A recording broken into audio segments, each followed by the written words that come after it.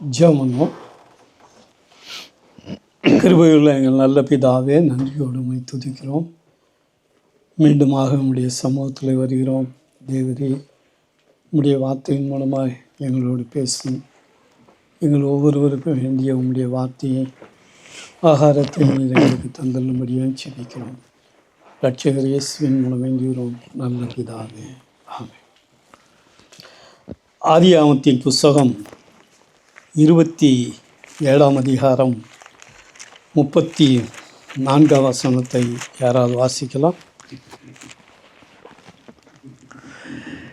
ஏசா தன் தகப்பனுடைய வார்த்தைகளை கேட்டவுடனே மிகவும் மனங்கசந்து உரத்த சத்தமிட்டு அலறி தன் தகப்பனை நோக்கி, என் தகப்பனே, என்னையும் ஆசீர்வதியும் என்றான். இங்கே ஏசாவனுடைய காரியத்தை குறித்து கூறப்பட்டுள்ள காரியத்தை இங்கே பார்க்கிறோம். இந்த ஏசா அவன் என்ன செய்தான் என்றால், தன்னுடைய தகப்பன் ஈசாக்கிடம் அவன் சத்தம் போட்டு அலறி, என் தகப்பனே, என்னையும் ஆசீர்வதியும் என்று சொல்லி கூப்பிட்டான். ஏனென்றால் அவன் தனக்கு இருந்த ஆசீர்வாதத்தை அவன் இழந்து விட்டான். அங்கே யாக்கோபு அந்த ஆசீர்வாதத்தை பெற்றுக்கொண்டார்.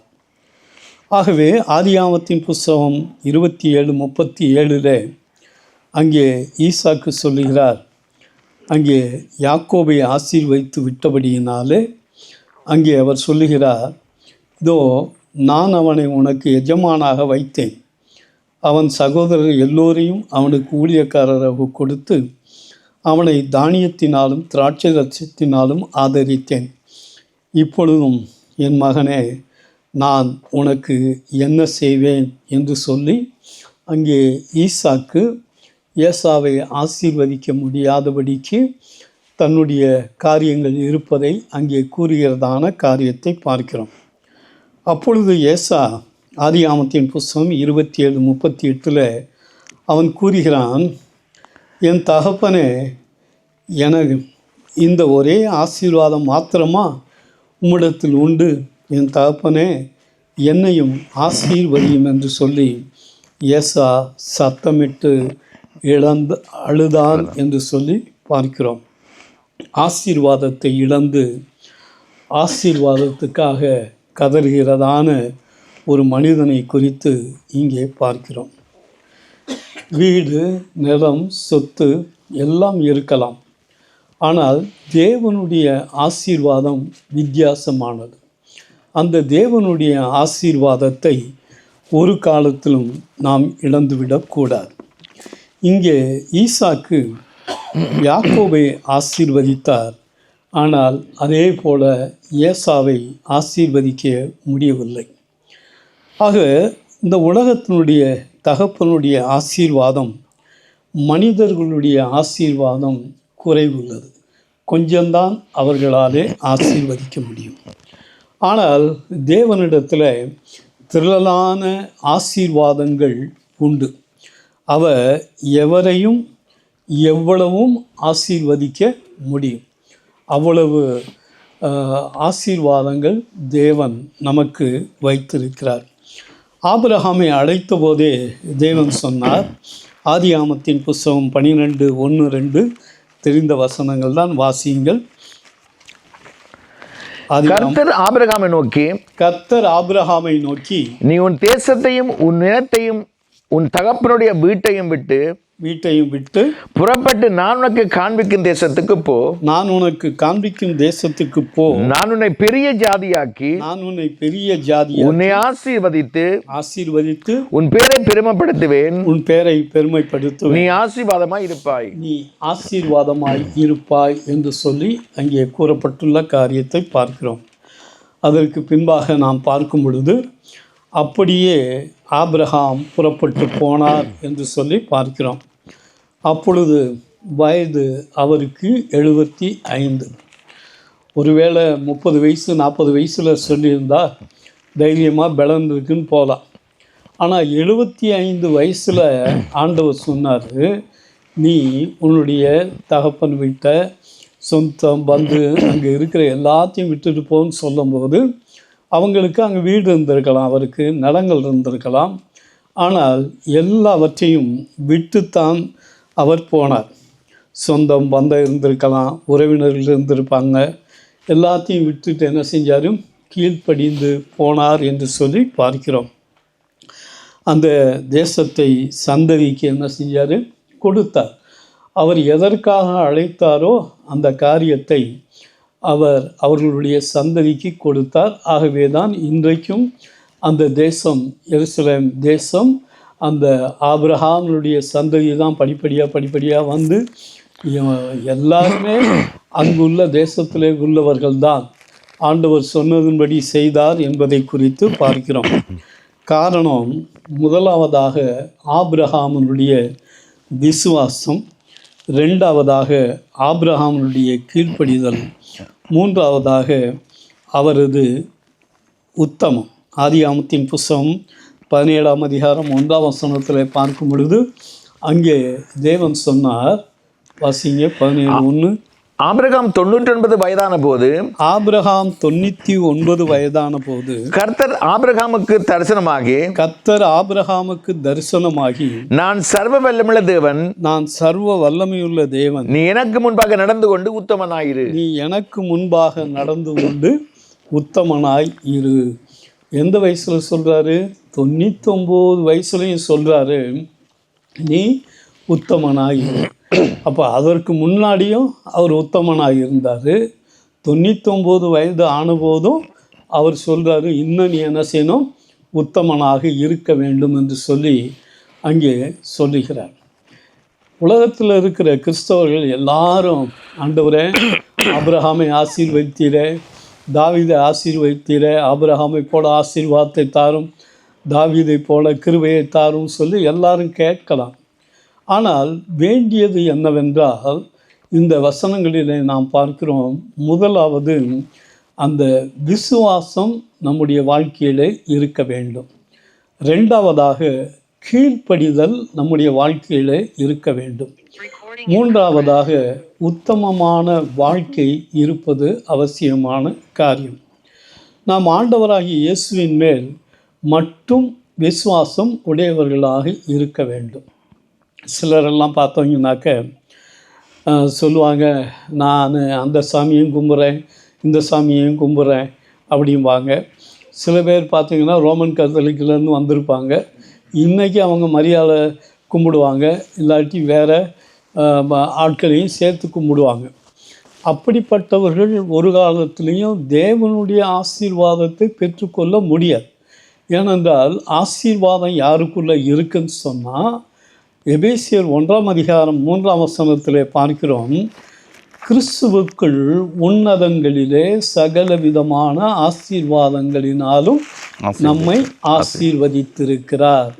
அப்போ ஆசீர்வாதம் யாருக்குள்ளே தான் இருக்குது? கிறிஸ்துவுக்குள் மட்டும்தான் ஆசீர்வாதம். ஏனென்றால் ஆண்டவராகிய இயேசு மட்டுமே நமக்காக பரலோகத்தை விட்டு இந்த பூமிக்கு வந்து அந்த ரட்சிப்பை நாம் பெற்றுக்கொள்ளும்படியாக அவர் தன்னுடைய இரத்தத்தை சிந்தினார். வேறு எல்லாருமே மனுஷர்கள் தான். இந்த பூமியில் பிறந்த எல்லாரும் பாவிகளாக இருக்கிறது போல் எல்லாரும் பாவிகள் தான். ஆனால் ஆண்டவராகிய இயேசு மட்டுமே பரிசுத்த ஆவியினாலே மரியாளுடைய வயிற்றிலே, கன்னியினுடைய வயிற்றிலே பிறந்து இந்த பூமிக்கு வந்த பரிசுத்த தெய்வம். அப்போஸ்தலர் 4ஆம் அதிகாரம் 12ஆம் வசனத்தை பார்க்கும் பொழுது, அவராலே அன்றி வேறொருவராலும் ரட்சிப்பு இல்லை, நாம் ரட்சிக்கப்படும்படிக்கு வானத்தின் கீழே பூமியின் மேலே அவருடைய நாமமே அல்லாமல் வேறொரு நாமம் கட்டளையிடப்படவில்லை என்று சொல்லி கூறப்பட்டுள்ளது. ஆகவே ஒரு மனிதன் ரட்சிப்பை பெற்றுக்கொள்வதற்கு அந்த ரட்சிப்பு ஏன் அவசியம் அப்படின்னு சொன்னாக்க,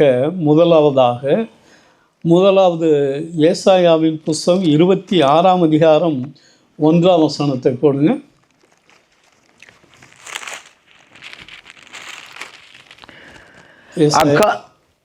அக்காலத்திலே யூதா தேசத்திலே பாடப்படும் பாட்டாவது, காலத்திலே யூதா தேசத்திலே பாடப்படும் பாட்டாவது, பெலனான நகரம் நமக்கு உண்டு, பெலனான நகரம் நமக்கு உண்டு, ரட்சிப்பையே அதற்கு மதிலும் அரணுமாக ஏற்படுத்துவார். ரட்சிப்பையே அதற்கு மதிலும் அரணுமாக ஏற்படுத்துவார்.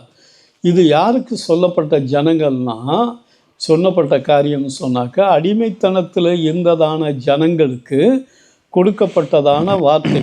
அந்த ரட்சிப்புன்னு சொல்கிறது விடுதலை. அங்கே அந்த விடுதலையை பெற்ற ஜனங்கள் தான், விடுதலையை பெற்றாதான் அவங்க என்ன செய்ய முடியும்னாக்க இங்கே வந்து அந்த அரணாக இருக்கக்கூடியதான இடம்.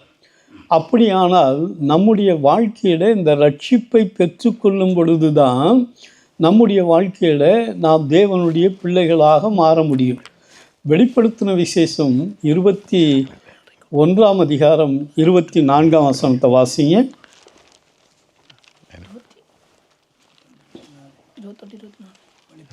21:24 இருக்கா?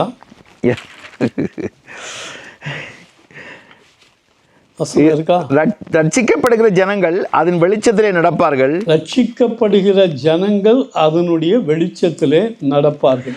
பூமியின் ராஜாக்கள், அதற்கு மேலே உள்ள காரியங்களை பார்த்தீங்கன்னா அங்கே அந்த புதிய எருசலேமினுடைய மகிமையை குறித்து அது எவ்வளவு அழகாக இருக்கிறது என்பதை குறித்து சொல்லிவிட்டு, அதுக்குள்ளே யார் போவா அப்படின்னு சொன்னாக்க ரட்சிக்கப்படுகிற ஜனங்கள் மட்டுமே அதுக்குள்ளே என்ன செய்ய முடியும், போக முடியும். பூமியின் ராஜாக்கள் தங்களுடைய மகிமையெல்லாம் கொண்டு வருவாங்க. கோடீஸ்வரனாக இருப்பான், இல்லாட்டி பெரிய பெரிய ஆட்களாக இருப்பாங்களாம், அவங்கெல்லாம் அதுக்குள்ளே போகிறதுக்கு வருவாங்களாம்.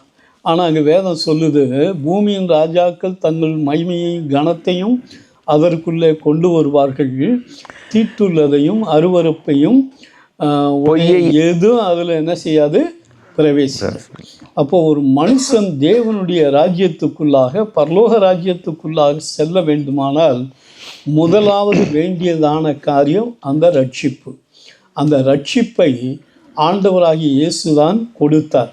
அவர் தன்னுடைய மரணத்தினாலே அந்த ரட்சிப்பை நமக்கு ஏற்படுத்தி கொடுத்தார்.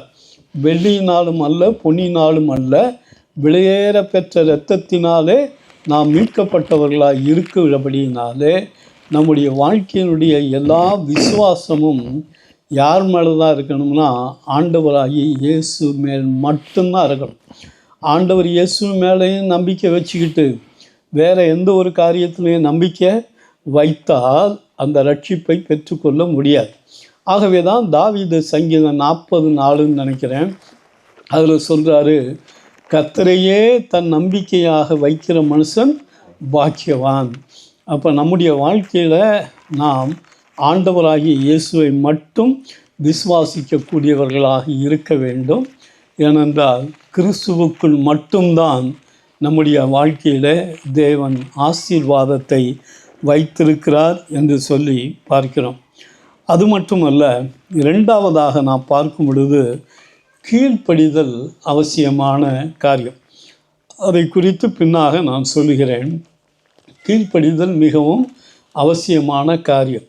ஆதாம் ஏவாளுடைய வீழ்ச்சிக்கு முன்னதாக கீழ்ப்படியாமல் யார் போயிட்டானாக்க அந்த விழுந்து போன தூதன் தான் அவன் கீழ்ப்படியலை, எதிர்த்து நின்றான்னு சொல்லி வேதத்தில் பார்க்கிறோம். ஒரு கூட்ட ஜனத்தை தனக்கென்று ஏற்படுத்தி படியினாலே தேவன் அவனை தள்ளினார். அவன் பிசாசா மாறி என்ன செஞ்சான், கீழே விழுந்தான் என்று சொல்லி பார்க்கிறோம். அப்போ கீழ்ப்படிதல் தான் அது என்ன செய்யுதுன்னா அந்த பாவத்திற்கு, கீழ்ப்படிதல் இல்லாதது பாவத்திற்கு வழியை உண்டாக்கும். மூன்றாவது, உத்தமமான வாழ்க்கை இருப்பது அவசியமான காரியம். தனிப்பட்ட வாழ்க்கையில் உத்தமம் வேண்டும், குடும்ப வாழ்க்கையில் உத்தமம் வேண்டும், சபையினுடைய வாழ்க்கையில் உத்தமமாய் இருப்பது அவசியமான காரியம். இன்றைக்கி நிறையா யூரோப்பிலையும் சரி, எல்லா இடங்களையும் சரி பார்க்கும் பொழுது கணவன் மனைவிக்கு விரோதமாக, மனைவி கணவனுக்கு விரோதமாக எத்தனையோ பாவமான காரியங்களை செய்யக்கூடியவர்களாக இருக்கிறார்கள். எல்லாரும் இல்லை, ஆனால் கொஞ்சம் பேர் என்ன செய்கிறாங்க, துரோகம் செய்யக்கூடியவர்களாக இருப்பதை நாம் யூடியூப்பில் பார்க்குறோம், டிவியில் பார்க்குறோம், நாம் எத்தனையோ பேர் காரியம் மூலமாக நாம் அறிகிறோம். ஆனால் மல்கியாவின் புஸ்தகம் 2ஆம் அதிகாரம் 14ஆம் வசனம் 15ஆம் வசனத்தை வாசிங்க. 2:14-15.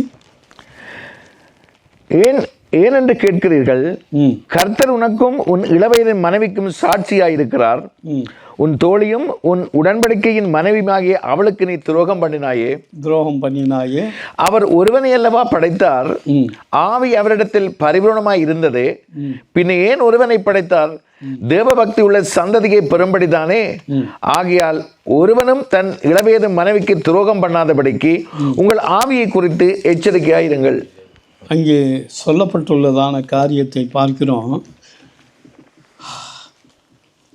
அங்கே மனைவிக்கு விரோதமாக துரோகம் செய்து தவறான காரியங்களை செய்துவிடக்கூடாது. இங்கே ஒவ்வொரு இடத்துலையும் மனைவி கணவன், கணவன் மனைவி அப்படி போட முடியாது. அதனால் ஆண்களாக இருந்தாலும் சரி, பெண்களாக இருந்தாலும் சரி, பெண்கள் கணவனுக்கு விரோதமாக துரோகம் செய்துவிடக்கூடாது. அதே போல் ஆண்களும் மனைவிக்கு விரோதமாக துரோகம் செய்துவிடக்கூடாது.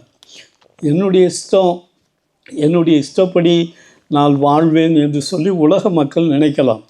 ஆனால் அதற்கு நியாய தீர்ப்பு உண்டு என்பதை வேதத்தில் நாம் பார்க்கிறோம். ஒரு நாளிலே ஆண்டவர் அந்த காரியத்தை குறித்து நியாயம் விசாரிப்பார் என்பதிலே சந்தேகமே இல்லை. சங்கீதம் 119 சங்கீதம் 29:30 வாசிங்க. பொய் வழியை என்னை விட்டு விலக்கி உம்முடைய வேதத்தை எனக்கு அருள் செய்யும். மெய் வழியை நான் தெரிந்து கொண்டு உம்முடைய நியாயங்களை எனக்கு முன்பாக நிறுத்தினேன். உமக்கு முன்பாக நிறுத்தினேன். பொய் வழியும் இருக்கு, மெய் வழியும் இருக்கு. இந்த உலகத்தில் நம்முடைய வாழ்க்கையில் இந்த பொய்யனுடைய வாழ்க்கை, பொய்யனுடைய வழியில் நடைபெறாதபடி மெய் வழியில் நடக்கக்கூடியவர்களாக இருப்பது அவசியம்.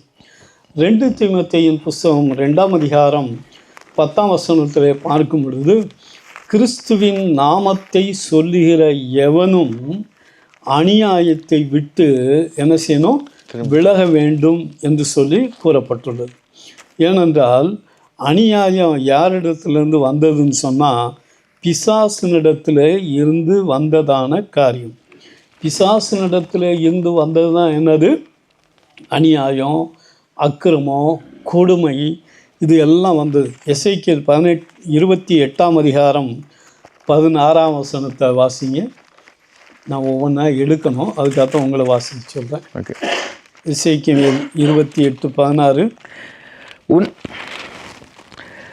உன் வியாபாரத்தின் மிகுதியினாலே உன் கொடுமை அதிகரித்து நீ பாவம் செய்தாய். ஆகையால் நான் உன்னை தேவனுடைய பர்வதத்திலிருந்து ஆகாதவன் என்று தள்ளி காப்பாற்றுகிற கேருபாய் இருந்த உன்னை அக்கினிமயமான கற்களின் நடுவே இராதபடி அழித்து போடுவேன். இங்கே அந்த விழுந்து போன தூதனை குறித்து சொல்லப்பட்டுள்ளதான காரியம், அதுவரைக்கும் அவன் நல்லா இருந்தான். ஆனால் அவன் தேவனுடைய பர்வதத்திலிருந்து ஆகாதவன் என்று தள்ளப்பட்டதுக்கு காரணம் அவனுடைய வாழ்க்கையில் வந்ததான கொடுமை, அக்கிரமங்கள் மற்றும் உள்ளதான காரியங்கள். நம்முடைய வாழ்க்கையில் குடும்பத்தில் கொடுமை இருந்துவிடக்கூடாது, அநியாயம் இருந்துவிடக்கூடாது. இந்த நாட்களில் பார்க்கும்போது நிறைய பேருடைய வாழ்க்கையில் அந்த கொடுமை எங்கே இருக்குன்னா, கணவன் மனைவியை அடிக்கக்கூடியதான காரியத்தில் கொடுமை இருக்குது. சில இடங்களில் சொல்கிறாங்க மனைவியும் கணவனை அடிக்கக்கூடிய கொடுமை இருக்கக்கூடியதாக இருக்குது. நமக்கு தெரியாது. ஆனால் யார் அடித்தாலும் அது என்னது? கூடாத காரியம். அப்படிப்பட்டதான காரியம் இருக்கக்கூடாது. வயதான பெற்றோருக்கு துரோகம் செய்யக்கூடியவங்க அநேகர் இருக்காங்க. வயதான பெற்றோரை கவனிக்கக்கூடியவங்களாக இருப்பது அவசியமான காரியம். நான் கனடாவுக்கு போயிருந்தேன். அந்த மாலில் அங்கே போகும்போது அந்த மாலில் போய் உட்காருவேன். யாராவது தமிழ் ஆட்கள் வந்தால் அவங்களோட பற்றி பேசி ஆண்டவரை பற்றி சொல்கிறதுக்கு உட்கார்ந்துருக்கேன் முந்தி. அப்போ போகும்போது சிலருடைய வாழ்க்கையெல்லாம் பார்த்திங்கன்னா ஒரே பையனாக இருக்கும். அந்த பையனை வெளிநாட்டில் கட்டி கொடுத்துருப்பாங்க. அப்போ கட்டி கொடுத்தோன்னே இவருடைய மனைவியும் அதுக்கு பின்னாடி இறந்து போயிருப்பார். சரி, மகன் இருக்கானே, மகன் வீட்டில் தான் இருக்கணும், வேறு எங்கேயும் போக முடியாது. அதனால் வெளிநாட்டில் இருக்கிற மகனுடைய வீட்டுக்கு வருவாங்க. வீட்டுக்கு வந்தால் அந்த மருமகள் சரியான மருமகளாக இல்லாட்டி மாமியாரை மாமனாரை கொடுமைப்படுத்தக்கூடிய ஆட்களை ஒழுங்காக சோறு கூட போட மாட்டாங்க. திட்டி திட்டி அதை பிள்ளைகளை வளர்த்தது அவங்க தான், அவங்கள ஆளாக்குனதும் அவங்க தான். ஆனால் இப்போ என்ன செய்வாங்க, என்றைக்கோ ஒரு நாளைக்கு வந்துட்டு அவங்கள கொடுமைப்படுத்துறது என்னது கூடாத காரியம் நிறையா நடக்குது, உலகத்தில் நடக்குது. ஆனால் ரட்சிக்கப்பட்ட ஜனங்களுடைய வாழ்க்கையில் அவர் யாராக இருந்தாலும், அவங்கள பெற்றோராக இருந்தாலும் சரி, இல்லாவிட்டால் மாமனாராக இருந்தாலும் சரி, மாமியாராக இருந்தாலும் சரி, அவர்களை கவனிக்க வேண்டுமே ஒழிய அந்த கொடுமைப்படுத்தக்கூடியதான குணம் யாருக்குள்ளேயும் இருக்கக்கூடாது. ஏன்னா கொடுமை எங்கேருந்து வந்துச்சுன்னா, யாத்ராகமத்தின் புஸ்தகம் 1ஆம் அதிகாரம் 13-14 வாசிங்க.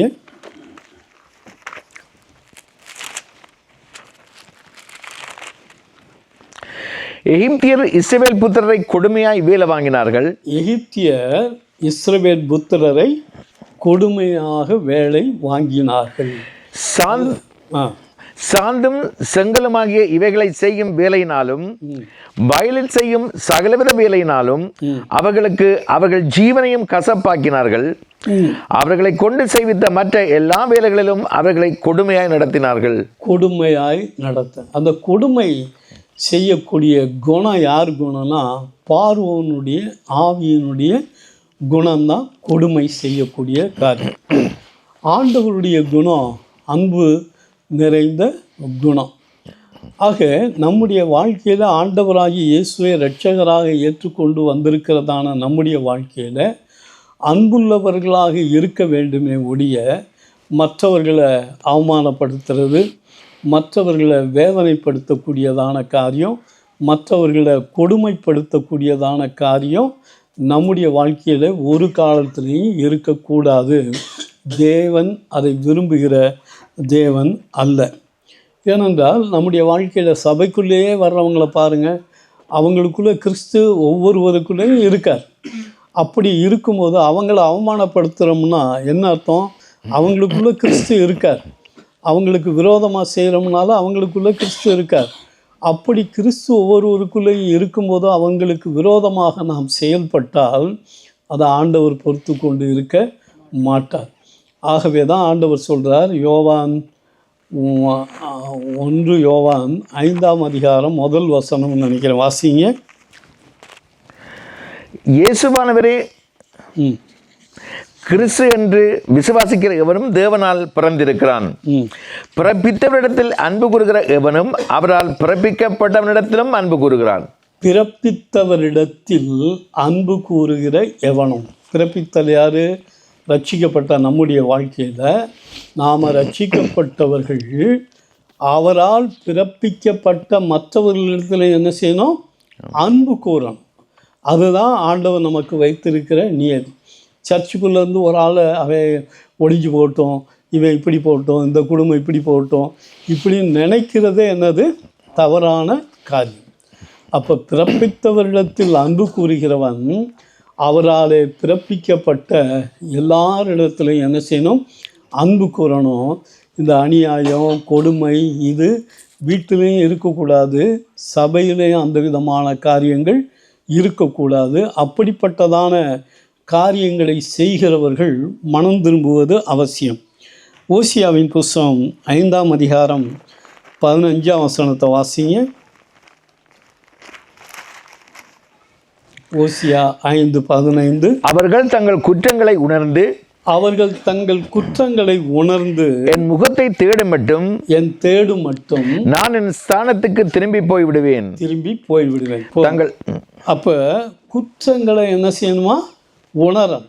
போன செய்தியில் நம்ம கேட்டோம், உணர்தலை குறித்து இங்கேயும் சொல்லப்பட்டிருக்கு. நம்முடைய வாழ்க்கையில் என்ன குற்றங்கள் இருக்கிறதோ அதை உணர்ந்து நம்முடைய வாழ்க்கையில் சரிப்படுத்தாவிட்டால் இன்றைக்கி நல்லா இருக்கிறது போல் இருக்கும், ஆனால் அது கடைசியில் எதை கொண்டு வரும்னா வேதனையை கொண்டு வரும். ஆண்டவர் தம்முடைய ஜனங்களை நேசிக்கிற தேவன். அவங்க இஸ்ரவேலர் எகிப்தில் இருந்து புறப்பட்டு வருகிற போது பாலாக் அந்த ஜனங்களை கண்டவுடனே இவர்களை எப்படியாவது அழிக்கணும்னு சொல்லி தன்னால் முடியாது என்று சொல்லி அங்கே பிழையாம் தீர்க்கதரிசியிடத்தில் பணம் பொருள் எல்லாத்தையும் கொடுத்து அந்த ஜனங்களை சபிக்கணும்னு சொல்லி அவன் ஆட்களை அனுப்பினான். ஆனால் இவன் சபித்து விடக்கூடாது என்பதற்காக முன்னதாகவே ஆண்டவர் அவனுக்கு தரிசனமாகி ஆண்டவர் சொன்னார், நீ அவர்களுடைய போக வேண்டாம், அந்த ஜனங்களை சபிக்கவும் வேண்டாம் என்று சொல்லி அவர்கள் ஆசீர்வதிக்கப்பட்டவர்கள் என்று சொல்லி சொன்னார். அப்படியானால் எகிப்தில் இருந்து புறப்பட்ட ஒருவரும் கெட்டு போகவிட கூடாது. ஆகவே அந்த பிழையாமனிடத்தில் ஆண்டவர் சொன்னார், அந்த ஜனங்கள் ஆசீர்வதிக்கப்பட்டவர்கள், ஆகவே அவர்களுக்கு விரோதமாக நீ என்ன செய்யக்கூடாது, இந்த மாதிரி காரியத்தை செய்யக்கூடாதுன்னு சொன்னார். அந்த எச்சரிப்பை கேட்டும் கடைசியில் அவன் தவறான காரியத்தை செய்ய சொல்லி அந்த ஜனங்கள் இடறி போவதற்கும் தவறி போவதற்கும் வழி மாறி போவதற்கு ஏதுவாக இருந்தபடியினால அங்கே ஏற்பட்டதான பிரச்சனைகளை நாம் வேதத்தினூடாக அறிந்து கொள்கிறோம். அந்த ஜனங்களில் அவன் பிழையாம் ஒரு காலத்தில் எங்கே போயிருக்க முடியாது, பரலோகத்துக்கு போயிருக்க முடியாது. ஏனென்றால் தேவனுடைய ஜனங்களுக்கு விரோதமாக அவன் காரியங்களை செய்தவன். யாராக இருந்தாலும் சரி, சபைக்குள்ளே இருக்கிற ஒருவரும் மற்றவர்களுக்கு நாம் என்ன செய்யக்கூடாது, தீங்கு செய்துவிடக்கூடாது. தேவன் ஒவ்வொன்றையும் கவனித்து கொண்டே இருக்கிறார் என்பதில் எந்த விதமான சந்தேகமே இல்லை. ஆக சபைகளில் இப்படிப்பட்ட நிலைமை வரும்பொழுது ஆண்டவருடைய நாமம் தூசிக்கப்படும். அதனால தான் வேதம் சொல்கிறது, நீதிமொழிகளின் புஸ்தகம் 29ஆம் அதிகாரம் 1ஆம் வசனத்தில், அடிக்கடி கடிந்து கொள்ளப்பட்டும் தன் பிடரியை கடினப்படுத்துகிறவன் சகாயமின்றி சடுதியிலே நாசமடைவான் என்று சொல்லி கூறப்பட்டுள்ளது.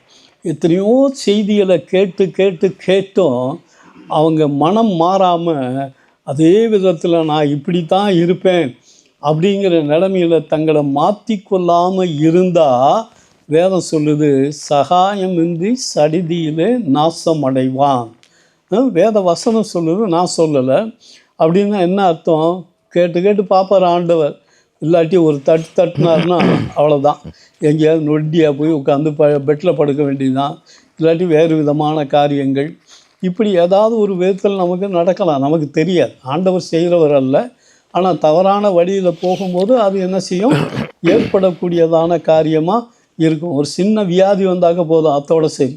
அப்போ இதெல்லாம் வர்றதுக்கு முன்னாடி எந்த காரியத்திலையும் மனம் திரும்பி மற்றவர்களை நேசிக்கக்கூடிய தன்மை உருவாகணுமோ அந்த காரியங்கள் இருக்கணுமே. இல்லை நான் இப்படி தான் இருப்பேன் அப்படின்னு சொல்லி இருந்தால் வேதம் சொல்லுகிறது, அடிக்கடி நாம் கடிந்து கொள்ளப்பட்டோம், சபையின் மூலமாக பிரசங்கத்தின் மூலமாக கேட்டோம், தொடர்ந்து இந்த விதமான காரியங்களை செய்வோமே. ஆனால் அங்கே சொல்லப்பட்டுள்ளது, கடினத்தை தன் பிடரியை என்ன செஞ்சிடக்கூடாது, கடினப்படுத்தினால் சகாயம் இல்லாது சடிதியிலே நாசம் அடைவேன். என்னுடைய வாழ்க்கையில் எத்தனையோ பேரை பார்த்துருக்கேன். அப்படி திமிரா பேசினவங்க, சபைக்குள்ளே திமிரா நடந்தவங்க, ஊழியருக்கு விரோதமாக எழும்புனவங்க, விசுவாசி விரோதமாக எழும்புனவங்கெல்லாம் எங்கே போயிட்டாங்கன்னே தெரியாது. ஒரு நொடியில் என்ன செஞ்சாங்க, அவங்களுடைய வாழ்க்கையெல்லாம் மாறிப்போச்சு. ஆகவே யாராக இருந்தாலும் யாருக்கும் விரோதமாக நாம் எந்த ஒரு காரியத்திலையும் செயல்படக்கூடாது. ஏனென்றால் அவரவர்களுக்குள்ளே கிறிஸ்துவானவர் இருக்கிறபடியினாலே எல்லாரையும் நாம் நேசிக்கக்கூடியவர்களாக இருப்பது அவசியமான காரியம். ரெண்டாவதாக பார்க்கும் பொழுது, ஏசா ஏன் ஆசீர்வாதத்தை இழந்தான் என்று சொல்லி பார்க்கிறோம். முதலாவது நாம் பார்த்தோம், ஏசா கதற ஆசீர்வாதத்தை இழந்து போயிட்டு அவன் கதறுகிறதான காரியத்தை பார்க்கிறோம். ஆதியாகமத்தின் புஸ்தகம் 25ஆம் அதிகாரம் 29 பார்க்கும் பொழுது, ஏசா கூழ் காய்ச்சிக்கிட்டு இருந்தான். அப்போ கூழ் காய்ச்சிக்கிட்டு இருக்கும்போது யாக்கோபு கூழ் காய்ச்சி கொண்டு வந்தபோது ஏசா பசியோடு வந்து அவன்கிட்ட கேட்டான், நீ காய்ச்சியில கூழில் கொஞ்சம் எனக்கு கொடு அப்படின்னு சொல்லி கேட்டான். உடனே யாக்கோபு என்ன செய்தாருன்னு சொன்னாக்க, உன்னுடைய சேஷ்ட புத்திர பாகத்தை எனக்கு விற்று போடு, நான் உனக்கு கூட தரேன்னு சொன்னான். அவன் என்ன சொன்னான், நானே சாக போகிறேன், இந்த சேஷ்ட புத்திர பாகத்துக்கு எனக்கு எதுக்கு அப்படின்னு சொல்லி என்ன பண்ணானாக்க அந்த கூழை வாங்கி குடித்தான் என்று சொல்லி பார்க்கிறோம். அப்போ ஒரு அசட்டை அந்த 34ஆம் வசனத்தில் சொல்லப்பட்டிருக்கு, ஏசா சேஷ்ட புத்திர பாகத்தை அலட்சியம் பண்ணினான் என்று சொல்லி கூறப்பட்டுள்ளது. இந்த சேஷ்ட புத்திர பாகம் இஸ்ரவேலிலே முதற் பிறந்தவனுக்கு தேவனாலே கொடுக்கப்பட்டதான ஆசீர்வாதம். அந்த சேஷ்ட புத்திர பாகம் விசேஷித்தமானது. ஆகவே தான் 2 நாளாகமத்தின் புஸ்தகம் 21ஆம் அதிகாரம் 3ஆம் வசனத்தில் பார்க்கும் பொழுது, யோசப்பா தன் மூத்த மகன், அவனுக்கு பேர் யோராம், அவனுக்கு என்ன செஞ்சான்னா, மூத்த மகனாக இருந்தபடியினாலே சேஷ்டபுத்திர பாகம் அவன் மேல் இருந்தபடியினாலே யோராம் என்ன செய்தான்னா, யோராமுக்கு தன்னுடைய ராஜ்ய பாரத்தை ஃபுல்லாக கொடுத்துட்டான். ஆனால் மற்ற பிள்ளைகளுக்கெல்லாம் என்ன செஞ்சான்னாக்க, அவன் வெகுமானங்களையும் தங்கம் பொண்ணு இந்த மாதிரி காரியங்கள் வெள்ளியெல்லாம் கொடுத்து அவங்கள அமுச்சு விட்டான். ஆகவே சேஷ்டபுத்திர பாகம் மிகவும் விசேஷித்தமானது. ஆனால் இவன் என்ன செஞ்சான், அந்த சேஷ்டபுத்திர பாகத்தை அசட்டை பண்ணினான். யாக்கோபு கேட்ட உடனே இவன் என்ன செஞ்சிட்டான், அதை கொடு. ஏன் யாக்கோபு கேட்டான், அவனும் ஏசாவும் ஒரு நிமிஷம் பிந்தி பிறந்தவங்க. முன்னாடி பிறந்தது ஏசா, பின்னாடியே காலை பிடிச்சிக்கிட்டு பிறந்தது யாக்கோபு. அப்போ அந்த யாக்கோபுக்கு என்ன ஒரு வாக்கு ஆசீர்வாதம் அவனுடைய நினைவில் என்ன இருந்துச்சுன்னா, இவன் முன்னாடி பிறந்ததுனால சேஷ்டபுத்திர பாகம் இவனுக்கு போயிடுச்சே, நான் முன்னாடி பிறந்ததுன்னா எனக்கு சேஷ்டபுத்திர பாகம் எனக்கு கிடச்சிருக்குமே. அப்போ அந்த சேஷ்டபுத்திர பாகத்தின் மேலே இவன் என்ன செஞ்சான், விருப்பமுடையவனாக இருந்தான். ஆனால் ஏசா முன்னாடி பிறந்ததுக்கு அதுக்கு தகுதி உள்ளவனாக இருந்தாலும் அதை அசட்டை பண்ணினான் என்று சொல்லி பார்க்கிறோம். ஆகவே யாக்கோபு நினச்சது, ஒரு நிமிஷத்துக்கு முன்னாடி நான் பிறந்திருந்தா எனக்கு இந்த ஆசீர்வாதம் கிடச்சிருக்கும் அப்படின்னு சொல்லி நினச்சான். ஆனால் இப்போ சந்தர்ப்பம் வந்துச்சு. சந்தர்ப்பம் வந்த உடனே அவன் என்ன செஞ்சான்னாக்க உடனே கேட்டான். அப்போ அவனுடைய மனசில் என்ன தான் ஓடிக்கிட்டு இருந்துச்சு, இதே ஓடிக்கிட்டே இருந்ததுனால தான் அந்த கூழ் கேட்ட அடுத்த நிமிஷம் சொன்னான், அவன் சேஷ்டபுத்திர பாகத்தை விற்று போடு என்று சொல்லி அவன் சொன்னான். அப்போ இங்கே என்ன ஆச்சுனாக்க, அந்த யாக்கோபுக்கு இருந்த ஏக்கம், எனக்கு சிரேஷ்டபுத்திர பாகம் இல்லையே அப்படின்னு ஏக்கத்தோடு இருந்தான். சந்தர்ப்பம் வந்தபோது அவன் அந்த காரியத்தை செய்தான் என்று சொல்லி பார்க்கிறோம். இது நம்முடைய வாழ்க்கையில் இப்பொழுது எதை காண்பிக்கிறது என்றால், இப்பொழுது சேஷ்டபுத்திர பாகம் அதை குறித்து நமக்கு கவலை இல்லை. ஆனால் இது நமக்கு எதை காண்பிக்கிறது என்றால், ஆவிக்குரிய வாழ்க்கையை காண்பிக்கக்கூடியதாக இருக்கிறது. ஏசா கூழை விரும்பி அதை அலட்சியம் பண்ணினான். கூழ் போனாலும் பரவாயில்ல, தேவனுடைய ஆசீர்வாதத்தை நான் பெற்றுக்கொள்ள வேண்டும் என்று சொல்லி யாக்கோபு அதை விரும்பி அதை பெற்றுக்கொண்டார். ஏசாவை குறித்து வேதம் சொல்லும் பொழுது, அவன் மாம்சத்துக்குரியவனாக இருந்தான். மாம்சத்துக்குரியவர்களாக வாழ்ந்து கொண்டு தேவனுடைய ஆசீர்வாதத்தை பெற்றுக்கொள்ள முடியாது. ஆசீர்வாதத்தை பெற்றுக்கொள்ள வேண்டுமானால் தேவனுடைய ஆசீர்வாதத்தை பெற்றுக்கொள்வதற்கு ஆவிக்குரியவர்களாக வாழ்வது அவசியமான காரியம். எபிரேயர் 12ஆம் அதிகாரம் 16ஆம் வசனத்தை வாசிங்க. எபிரேயர் 12:16. ஒருவனும் வேசிக்கல்லனாகவும்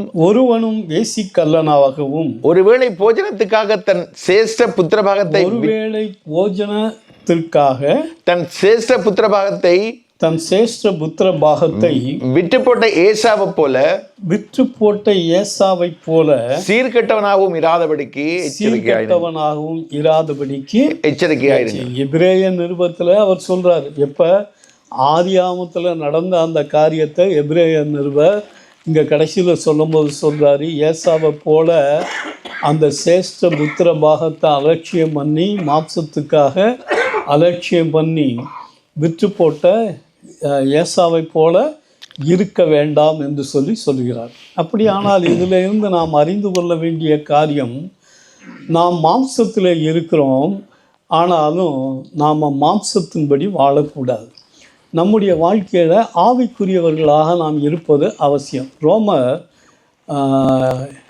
8ஆம் அதிகாரம் 1ஆம் வசனம் நினைக்கிறேன், வாசிங்க.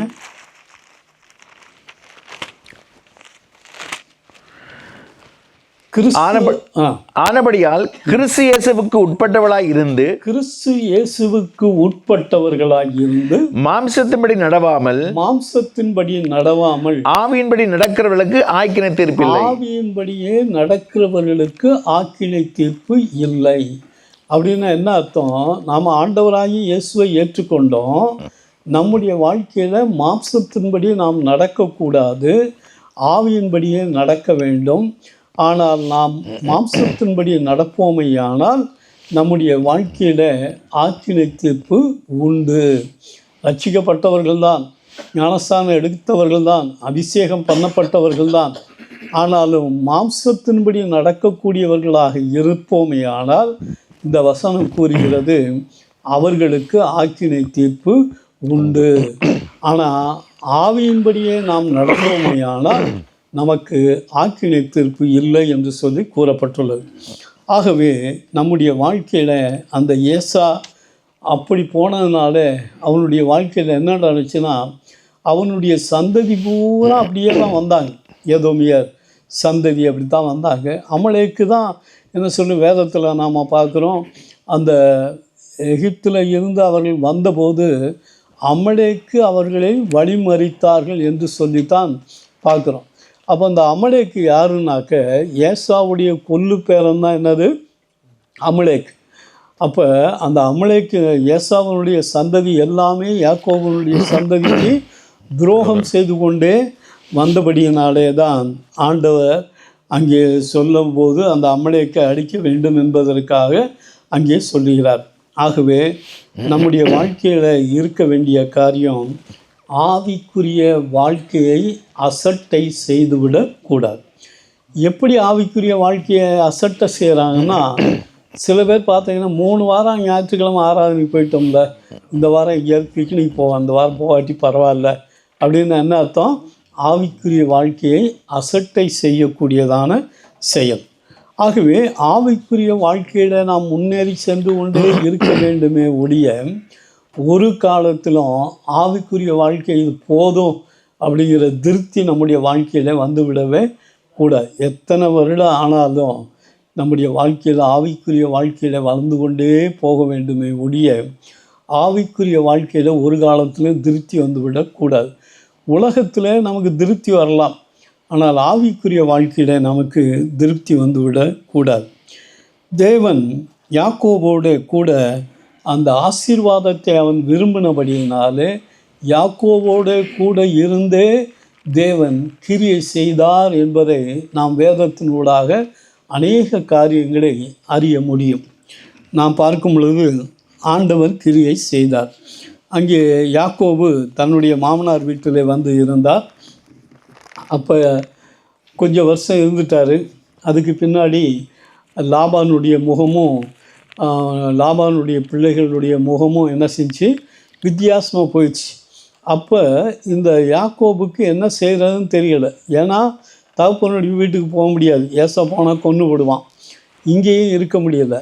அப்படிப்பட்ட சூழ்நிலையில் இருக்கும்போது ஆதியாகமத்தின் புத்தகம் 31 என்று நினைக்கிறேன், தேவனே யாக்கோபு கூப்பிடுறதுக்கு முன்னாடி தேவனே வந்து சொல்கிறாரு, நீ இப்போ உன்னுடைய தேசத்துக்கு என்ன செய்ய போ.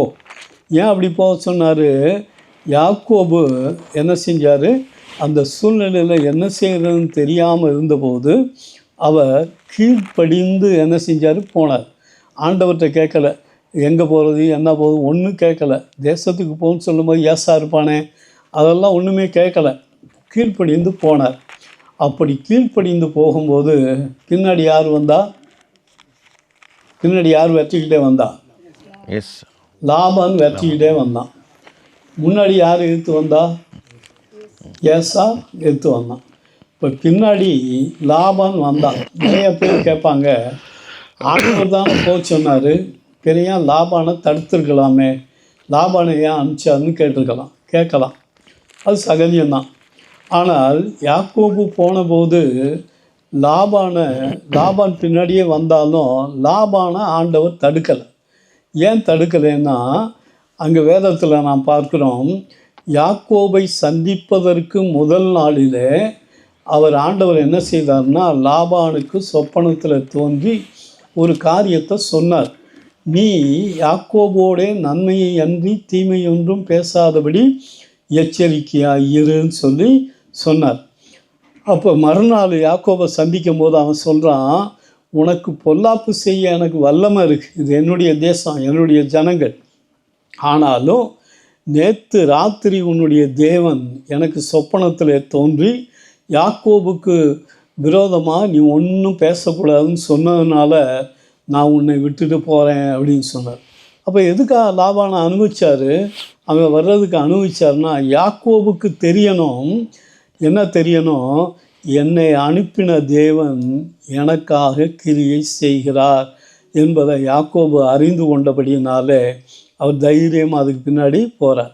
அதே போல் ஏசா வந்தான். ஏசாவுடைய மனதையும் ஆண்டவர் மாற்றினார். ஆதியாகமத்தின் புஸ்தகம் 26:3 எதிரே நம்ம பார்க்குறோம். 28:3 தெரியல. ஏசா இங்கே யாக்கோபு உள்ளே போன போது ஏசா என்ன பண்ணான்னா, அவன் நீ பாதி இடத்துல நீ இருந்துக்கா, பாதியில் நான் இருந்திருக்கேன்னு சொல்லியிருக்கலாம். ஆனால் அங்கே கூறப்பட்டுள்ளது, ஏசா தன் மனைவிகளையும் பிள்ளைகளையும் அவன் கூட்டி கொண்டு வேறே தேசத்துக்கு போய்விட்டான். அப்போ கீழ்ப்படிந்த போது ஆண்டவர் கிரியை செய்தார். லாபானும் தீங்கு செய்யலை, அங்கே ஏசாவும் தீங்கு செய்யாதபடிக்கு ஆண்டவர் காத்து கொண்டார். அப்போ நம்முடைய வாழ்க்கையில் வேண்டியது என்னன்னா, தேவனுடைய வார்த்தைக்கு நாம் கீழ்ப்படியும் போது தேவன் நம்மோடு கூட இருந்து கிரியை செய்வார். வேதம் சொல்லுகிறது, நித்தமும் தேவன் நம்மை நடத்துவார் என்று சொல்லி வேதம் சொல்லுகிறது. நித்தமும் அவர் உன்னை நடத்தி என்று சொல்லி வேதத்திலே பார்க்கிறோம். சமாதானத்தின் வழியிலே நடத்துவார், மரண பரியந்தமும் நம்மை நடத்துவார். எப்பொழுது ஆண்டவருடைய வார்த்தைக்கு நாம் கீழ்ப்படிந்து வாழும் பொழுது ஆண்டவர் நம்முடைய வாழ்க்கையில் நடத்துவார் என்பதில் சந்தேகமே இல்லை. மூன்றாவதாக பார்க்கும் பொழுது தாவீதுக்குரிய ஆசீர்வாதம் என்ன என்று சொல்லி நாம் பார்ப்போமேயானால், 2 சாமுவேலின் புஸ்தகம் 7ஆம் அதிகாரத்தை எடுத்துக்கோங்க. 2 சாமுவேல் 7.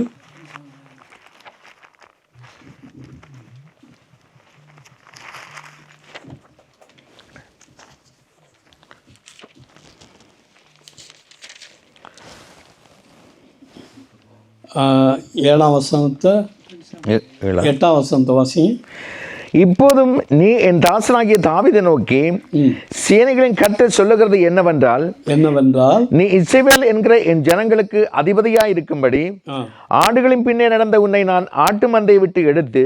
இங்கே தாவீதுக்கு ஆண்டவர் செய்ததை அவரே சொல்றார். நான் உனக்கு என்ன செஞ்சேங்கிறத ஆண்டவர் சொல்றாரு. நீ ஆடு மேய்ச்சிக்கிட்டு இருந்த அந்த ஆட்டு மந்தையிலிருந்து நான் உன்னை என்ன செஞ்சேன், வேறு பிடித்து எடுத்தேன் என்று சொல்லி ஆண்டவர் சொல்கிறார். ஒருவேளை தாவீது அந்த ஆடு மேய்ச்சிக்கிட்டே இருந்தால் என்ன ஆகியிருந்திருக்கும், ஒரு 20-30 வருஷம் ஆகிருக்கும்னு வச்சுக்கோங்க. பெரிய பெரிய ஆட்டு மந்தைகளை தான் வச்சுருப்பார்.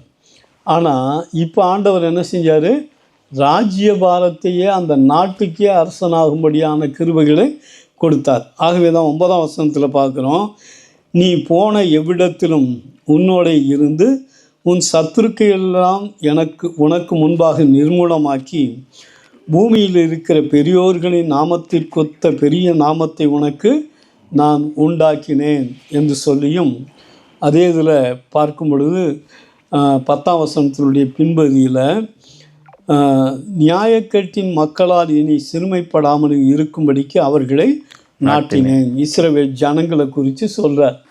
அப்போ இஸ்ரவேலிலே ஆடு மேய்ச்சி கொண்டிருந்த ஒரு மனிதனாகிய உன்னை நான் என்ன செஞ்சேன்? பிரித்தெடுத்து உன்னை உயர்த்தி உன்னை ராஜாவாக்கி உன்னுடைய தேசத்தில் அவங்க சிறுமைப்பட்டு போய்விடாதபடிக்கு நான் காத்து கொண்டு வந்தேன் என்பதை சொல்லி 11ஆம் வசனத்தில் சொல்லுகிறார், கர்த்தர் உனக்கு வீட்டை உண்டு பண்ணுவார் என்பதை குறித்து அங்கே கூறப்பட்டுள்ளது. 12ஆம் வசனத்தில் ராஜ்யபாரத்தை நிலப்படுத்துவேன், என்றென்றைக்கும் நிலைக்க பண்ணுவேன் என்று சொல்லி ஆண்டவர் சொன்னார். அப்படியானால் இங்கே நாம் பார்க்கிறதான காரியம் என்னவென்றால், அங்கே தாவீதுக்கு ஒரு ஆசை இருந்துச்சு, தேவனுக்கு நான் ஆலயத்தை கட்டணும் அப்படின்னு சொல்லி. ஆனால் ஆண்டவர் இங்கே என்ன சொல்கிறாருன்னா, உனக்கு நான் வீட்டை உண்டு பண்ணுவேன். நம்ம யோசித்து பார்ப்போமே. ஆனால் தாவீது அரண்மனையில் குடியிருந்தார். அவருக்கு என்ன இருந்துச்சு? வீடு இருந்துச்சு, அரண்மனை இருந்துச்சு, எல்லாம் இருந்துச்சு. ஆனால் அவர் ஏன் தேவன் சொன்னார் நான் உனக்கு ஒரு வீட்டை உண்டாக்குவேன் அப்படின்னு சொல்லி ஏன் சொன்னார்னா, வீடு என்பது அங்கே பொதுவான வீடாக இருந்தாலும் அங்கே வீட்டை கட்டுகிறதான காரியம் என்னவென்றால் ஒரு குடும்பத்தை கட்டக்கூடியதான அந்த காரியத்தை தான் அது குறிக்கும். ஏன்னா அவருக்கு வீடு இருந்துச்சு. அப்போ வீட்டை கட்டுவேன் என்று சொல்லி சொன்னதனுடைய காரியம் அந்த வீட்டையும் ஆண்டவர் அவருடைய குடும்பத்தை ஆண்டவர் கட்டுவார். அதே வேளையில் ராஜ்ய பாரத்தையும் ஆண்டவர் கட்டுவார். பணம் இருந்தால் வீட்டை யார் என்ன செய்யலாம்? கட்டலாம். என்ன வேணுமாலும் எந்த தேசத்தில் யாருனாலும் பணம் இருந்துச்சுன்னா, இடம் இருந்துச்சுன்னா எல்லாத்தையும் வாங்கி என்ன செய்யலாம்? கட்டலாம். ஆனால் ஒரு குடும்பத்தை கட்டுவது என்பது நம்மால் முடியாது. தேவன் தான் அதை குடும்பத்தை என்ன செய்ய முடியும்? கட்ட முடியும். சங்கீதம் 127 1ஆம் வசனத்தை வாசிங்க. 127:1.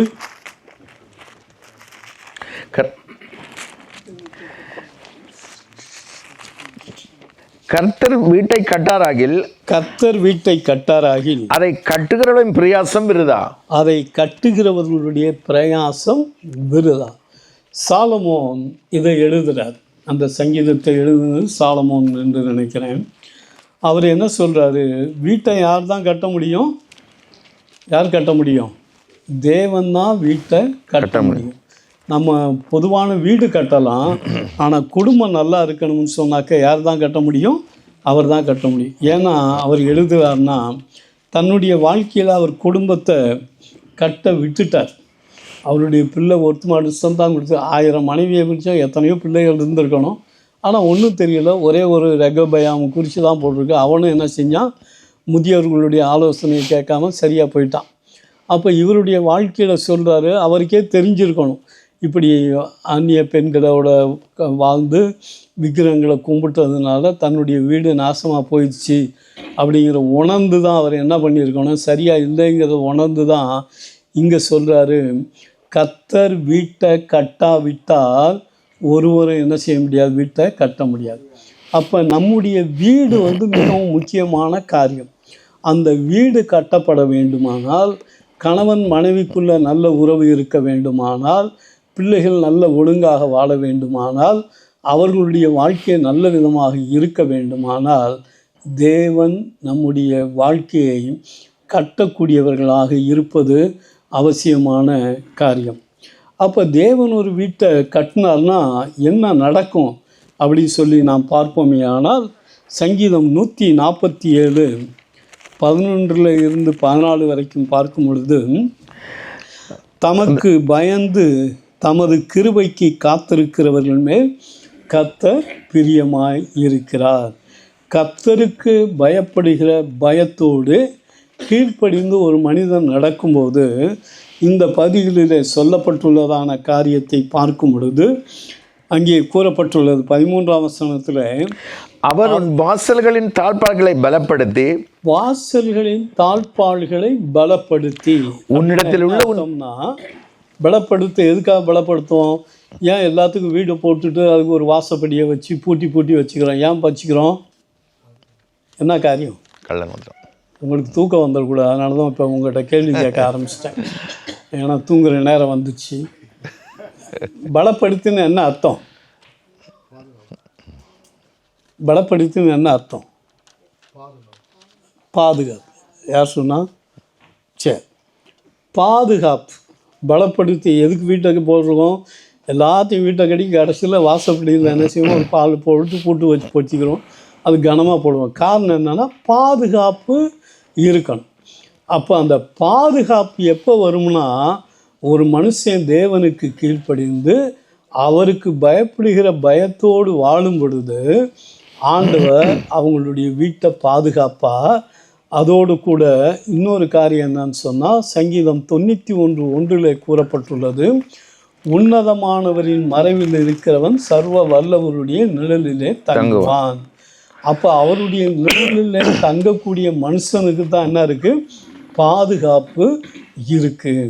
அப்போ நம்முடைய குடும்பம், நம்முடைய பிள்ளைகள், நம்முடைய வீட்டில் உள்ள காரியங்கள் எல்லாம் பாதுகாப்பாக இருக்கணும்னா நம்முடைய வாழ்க்கையில் தேவனுக்கு கீழ்ப்படியணும்.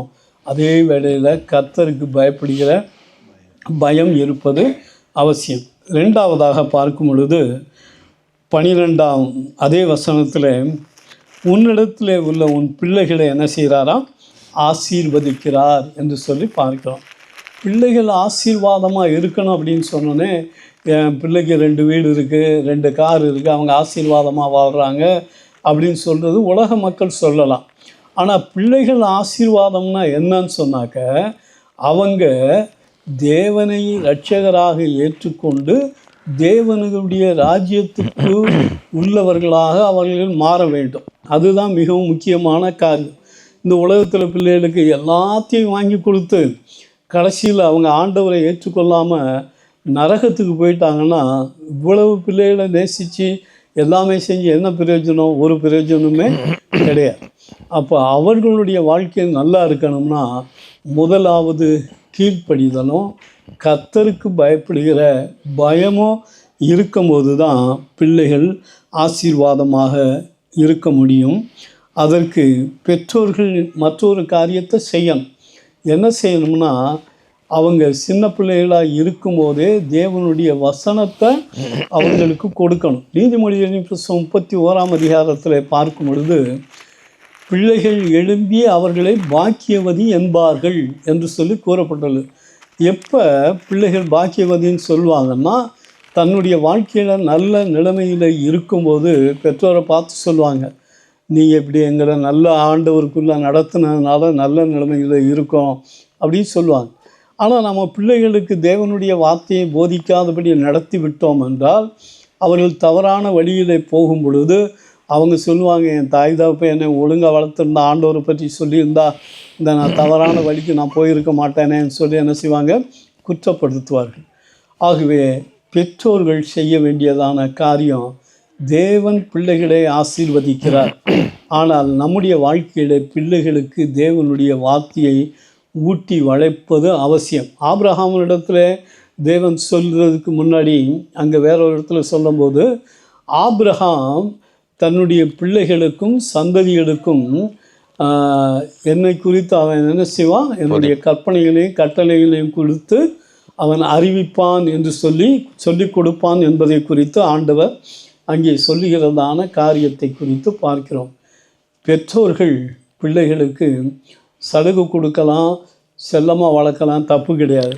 ஆனால் எல்லாவற்றிற்கும் மேலாக பிள்ளைகளுக்கு ஆண்டவருடைய வார்த்தையை கொடுப்பது அவசியமான காரியம். மூன்றாவதாக அங்கே கூறப்பட்டுள்ளது, என்ன கூறப்பட்டுள்ளது?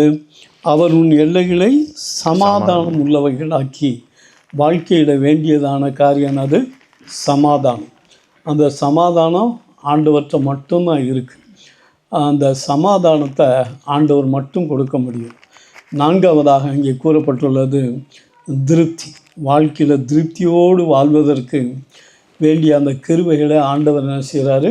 தான் கொடுக்க முடியும். அப்போ ஒரு மனுஷன் கர்த்தருடைய வார்த்தைக்கு கீழ்ப்படிந்து கர்த்தருக்கு பயப்படுகிற பயத்தோடு கூட வாழும் பொழுது பாதுகாப்பு உண்டு, ஆசீர்வாதம் உண்டு, சமாதானம் உண்டு, திருப்தி உண்டு.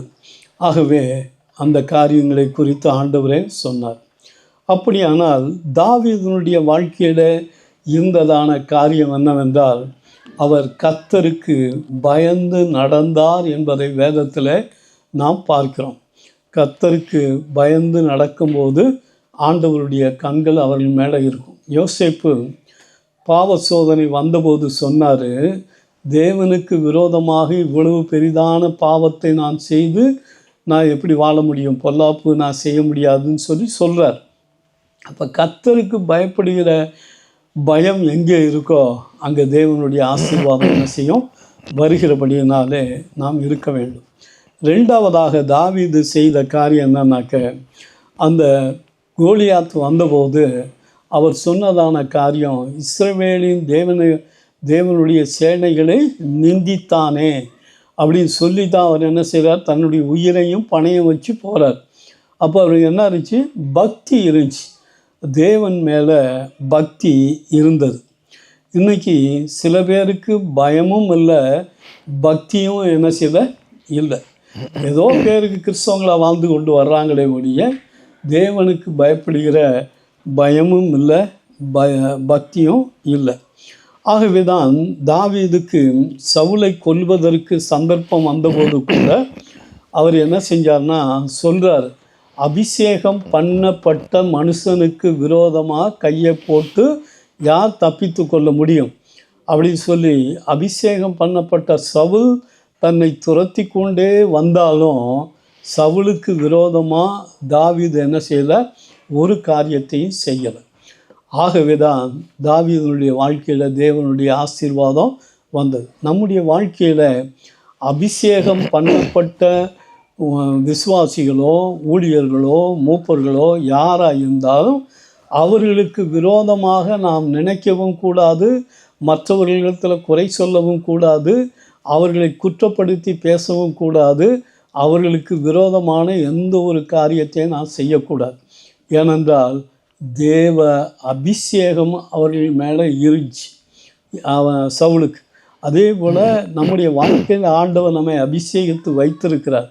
ஆகவே அபிஷேகம் பெற்ற யாருக்கும் விரோதமாக நாம் பேசவும் கூடாது, செய்யவும் கூடாது. அது தேவனுக்கு விரோதமான காரியமாக மாறிவிடும் என்பதில் சந்தேகமே இல்லை. அப்படி வாழ்ந்தவர்கள் ஒரு காலத்தில் ஆசீர்வாதமாக இருக்க முடியாது. சில பேர் ஆரம்ப காலத்தில் இவங்க ரொம்ப படிச்சிருப்பாங்க, வசதியாக இருக்கும், ஊழியக்காரரை குறித்து பல விதமாக நினைப்பாங்க. ஆனால் ஊழியக்காரர் யார், தேவனால் அபிஷேகம் பண்ணப்பட்டு தேவனுடைய ஊழியத்துக்கு வந்தவர்கள். சும்மா ஆரோனை போல அழைக்கப்பட்டாலுடைய இந்த கனமான ஊழியத்துக்கு ஒருவரும் வர முடியாது. தேவனுடைய வேலைக்கு வருவது அவ்வளவு சுலபமான காரியம் இல்லை, எல்லாரும் வர முடியாது. அங்கே மோசேயினிடத்திலே சொன்னபோதே சொன்னார், நான் வர முடியல, நான் வரல அப்படின்னு சொன்னார். யோசுவாவிட்டே சொல்லும் போது நான் சிறுபில்லை, நான் வரல அப்படின்னு சொன்னார். ஆனால் யோசுவாவினுடைய வாழ்க்கையிலே சரி, எரேமியாவினுடைய வாழ்க்கையில் அவரும் அப்படி தான் சொன்னார். ஆனால் ஆண்டவர் கூட இருந்து என்ன செஞ்சார், நடத்தினார். அப்போ அந்த ஊழியங்கிறது கஷ்டமான ஒரு காரியம். 42 வருஷமாக அந்த ஊழியத்தில் இருக்கேன். விசுவாசம் மக்களுக்கு வருகிறத விட ஊழியர்களுடைய குடும்பத்துக்கு தான் என்ன வரும், பிரச்சனைகள் நிறைய பிசாசு கொண்டு வருவான். பிசாசு கொண்டு வர்றாங்கிறதோடு நம்மளும் சேர்ந்து தொந்தரவு கொடுத்தோம்னாக்க அது ஆண்டவருக்கு பிடிக்காத ஒரு காரியம். ஆகவே அபிஷேகம் பண்ணப்பட்ட யாருக்கும் விரோதமாக நாம் எழும்பக்கூடாது, செயல்படக்கூடாது. அடுத்து பார்க்கும் பொழுது அவருக்கு இருந்த வாஞ்சி என்னென்னா, 2 சாமுவேலின் புத்தகம் 7ஆம் அதிகாரம் 2ஆம் வசனத்தை வாசிங்க.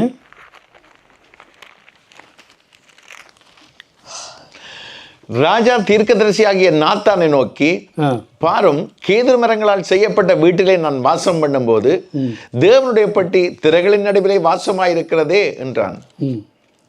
தேவாலயத்தின் மேலே அவருக்கு என்ன இருந்துச்சு, வாஞ்சை இருந்தது என்று சொல்லி பார்க்கிறோம். தேவனுடைய ஆலயத்தின் மேலே வாஞ்சை இருந்தபடியினாலே ஆண்டவர் முன்னாடி சொன்னதன்படியெல்லாம் அந்த ஆசீர்வாதங்கள்லாம் கிடைச்சதுக்கு தாவீதுடைய வாழ்க்கையில் இது ஒரு காரியம். ஆகவே நம்முடைய வாழ்க்கையில் தேவ ஆலயத்தின் மீது பக்தி உள்ளவர்களாக இருக்கணும். சங்கீதம் 27:4 பார்க்கும் பொழுது வாசிங்க. நீங்கள் தூங்கிடக்கூடாது யாரும், அதுக்காக தான் வாசிக்க சொல்கிறேன். ஒருத்தர் தான் வாசிக்கிட்டே இருக்கு. கர்த்தரிடத்தில் ஒன்றை நான் கேட்டேன், அதையே நாடுவேன்.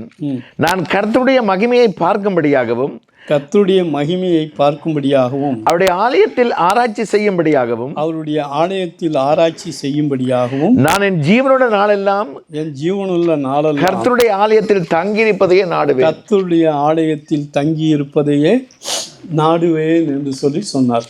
அப்போ ஆலயத்தின் மேலே அவருக்கு விருப்பம் வாஞ்சை இருந்தபடியினாலே ஆண்டவர் முன்னாடி சொன்னதன்படியாக அத்தனை விதமான ஆசீர்வாதங்களையும் ஆண்டவர் கொடுத்தார். 2 சாமுவேலின் புஸ்தகம் 7ஆம் அதிகாரம் 18ஆம் வசனத்தில் அவர் நன்றியுள்ள இதயத்தோடு சொல்கிறாரு, தேவரே, என்னை இதுவரைக்கும் நீர் கொண்டு வந்ததற்கு நான் எம்மாத்திரம், என் வீடும் எம்மாத்திரம் என்று சொல்லி அவர் சொல்லுகிறதான காரியத்தை பார்க்கிறோம். நான் இந்த நாட்டுக்கு வந்தேன், வரும்போது ஒன்றும் இல்லை, இன்றைக்கி இவ்வளோ நல்ல நிலைமைக்கு வந்துட்டேன்னு சொல்லி உலக மக்கள் பெருமை பாராட்டாங்க.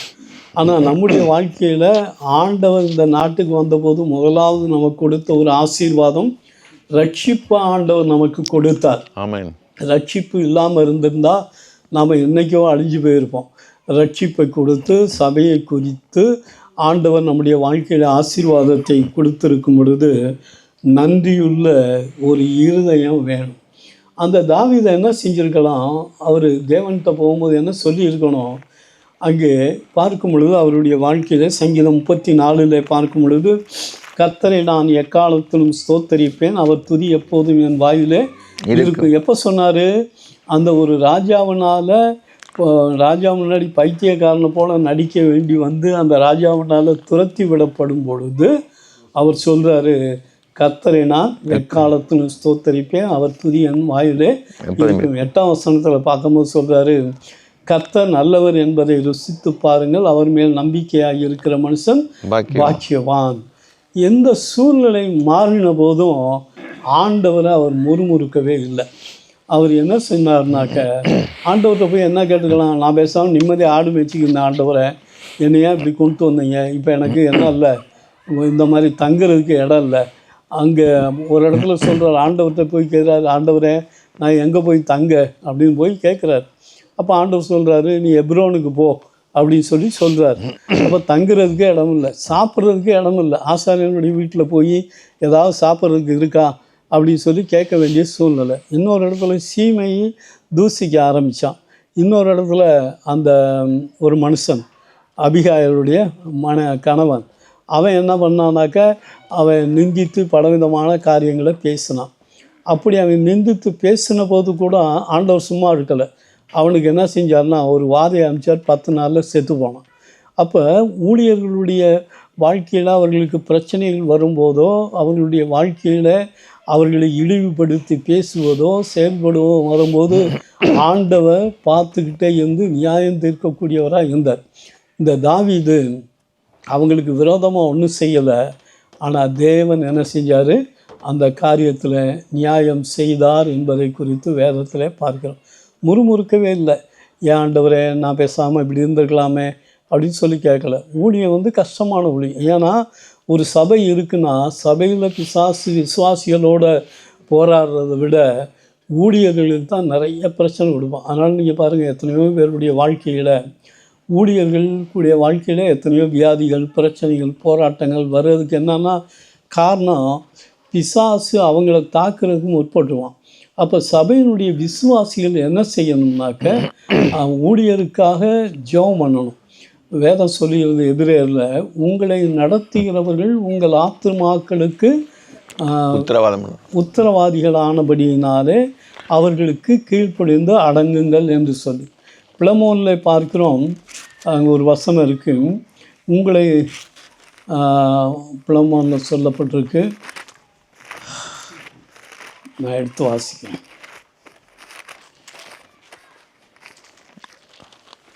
பிளமோன் எடுத்துட்டீங்களா? வாசிங்க. 6ஆம் வசனம் நினைக்கிறேன். உங்களில் உள்ள சகல நன்மைகளும் தெரியப்படுகிறதுனாலே இல்லை 7ஆம் வசனம், சகோதரனே பரிசுத்தவான்களுடைய உள்ளங்கள் உம்மாலே இளைப்பாரினபடியினாலே உம்முடைய அன்பினாலே மிகுந்த சந்தோஷமும் ஆறுதலையும் அடைந்திருக்கிறோம். அப்படின்னாக்க என்ன அர்த்தம்? பரிசுத்தவான்களுடைய உள்ளங்கள் என்ன செய்யணும்? இளைப்பாறும். சபைக்குள்ளே இருக்கிற ஊழியர்கள், மூப்பர்கள் அவங்களுக்கு கீழ்ப்படிஞ்சு அவங்க சமாதானமாக ஊழியத்தை செய்கிறதுக்கு விடணும். சும்மா போட்டு எதையாவது ஒன்று கிண்டி தொந்தரவு பண்ணிக்கிட்டே இருந்துச்சுன்னா ஊழியத்தை எப்படி செய்ய முடியாது. ஆகவே தான் அவங்க சமாதானத்தோடு ஊழியம் செய்வதற்கு விசுவாசிகள் உறுதுணையாக இருக்க வேண்டுமே ஒழிய அதற்கு விரோதமாக எந்த ஒரு காரியத்தையும் செய்ய முடியாது. ஏனென்றால் தேவனாலே ஊழியத்துக்கு ஏற்படுத்தப்பட்டவர்கள், தேவனாலே அபிஷேகம் பண்ணப்பட்டவர்கள். இப்போ ஒரு போலீஸ்காரர் இருக்காருன்னு வச்சுக்கோங்க, ரோட்டில் அந்த ஆள் ரொம்ப ஒல்லியாக இருக்கார், நீங்கள் நல்லா குண்டாக இருக்கீங்கன்னு வச்சுக்கோங்க. இந்த ஆள் என்ன இப்படி ஒல்லியாக தானே இருக்கார், நான் அந்த ஆளை போய் நிப்பாட்ட மாட்டேன் போ அப்படின்னு சொல்லிட்டு திமிரா போனால், இல்லாட்டி அந்த ஆளை போய் அடித்தா என்ன நடக்கும்? அவர் ஒல்லி தான், ஆனால் கவர்மெண்ட்டுக்கு என்ன இருக்குது? கவர்மெண்ட்டோடைய அத்தாரிட்டியாக அந்த போலீஸ்காரர் இருக்கார். அப்போ அடித்து அந்த கவர்மெண்ட் சும்மா விடாது. இப்போ ஆண்டவர் ஊழியக்காரரை வச்சுருக்காருன்னா எதுக்கு வச்சுருக்காரு? தேவனுடைய ராஜ்யத்தினுடைய பிரதிநிதியாக தான் ஊழியரை ஆண்டவர் வச்சுருக்கார். அதனால் நமக்கு வசதி நிறையா இருக்குது அப்படிங்கிறதுனாலையோ மற்ற காரியங்களினாலேயோ அவர்களுக்கு எதிர்த்து நின்னோம்னா தேவனுக்கு எதிர்த்து நிற்கிறோம். ஆகவே எந்த ஒரு ஊழியராக இருந்தாலும் சரி, அவர்கள் சமாதானத்தோடு ஊழியம் செய்வதற்கு நாம் உதவியாக இருக்க வேண்டும். சில இடங்கள்லாம் பார்த்திங்கன்னா, ஒரு சபைக்கு போயிருந்தேன் வேற ஒரு இடத்துல. அப்போ அந்த சபையில் ஒருத்தர் சொன்னார், நான் அந்த சபைக்கு ஆளவே கூட்டிகிட்டு வர மாட்டேன் அப்படின்னாரு. ஏன்னு கேட்டேன் நான். அவர் சொன்னார், எங்கள் பாஸ்டர் எனக்கு பிடிக்கலை, அதனால் ஆட்களை நான் கூட்டிகிட்டு வர மாட்டேன்னு சொன்னார்.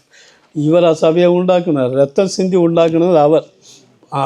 ஆண்டவரை சொன்னார், என் சபையை நான் கட்டுவேன். அப்போ சபை எந்த போதகருக்கும் சொந்தம் இல்லை, யாருக்கும் சொந்தம் இல்லை. சபை என்னது? ஆண்டவராகி இயேசுவுக்கு சொந்தமான சபை. அந்த சபைக்கு விரோதமாக யார் எழும்பினாலும் அவருக்கு விரோதமாக எழும்பினதான காரியம்.